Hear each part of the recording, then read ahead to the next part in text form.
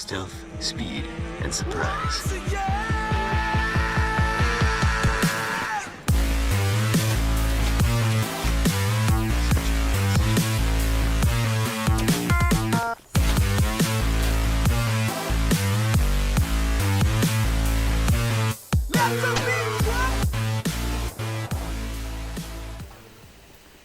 What's up guys, Magic Knives here, and today I'm bringing to you some Black Ops 3 knife only search and destroy gameplay on the map Exodus, and it's a pretty beast gameplay, so I hope you enjoy that in the background.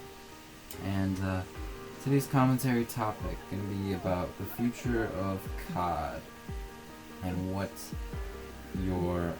my whole perspective on the whole perceptions of what the next Call of Duty might be. This happens every year. You get halfway through a Call of Duty and people start taking their guesses of what the next Call of Duty might be. They try to get some valid information about the next Call of Duty from a third party, and and then people will pass this off as fact for the upcoming Call of Duty, and more oftentimes than not, then it's not what it turns out what they perceive it as. Right now you're getting a lot of perceptions that it'll be COD Ghost 2, or it'll be another futuristic Call of Duty, and even the idea that it'll be a COD in space kind of idea, which to me kind of sounds ridiculous. And for me personally, I don't bother listening or believing in any of that, because a lot of times when I hear people have their predictions of what the next Call of Duty might be, by the time the actual game comes out, all of their thinking and belief in what they thought the Call of Duty would have or contain or what would it be based on, they're not even close to what the developers actually created. So, in the back of in my mind, I'm just like, why bother making these stupid, silly assumptions? Just wait for the game to come out and then you'll actually be sure. Because no one knows the exact answer unless it's from the actual source itself or from the people who create the game. So that's just my take on it. So just be patient about it. The game will come out eventually, and you'll get actual valid information about it. And I'm still loving Black Ops 3. I haven't played it in a while because I've been pretty busy with things and kind of taking a break from it. I will be finding time to download the Eclipse DLC when I can, and hopefully get a gameplay for you.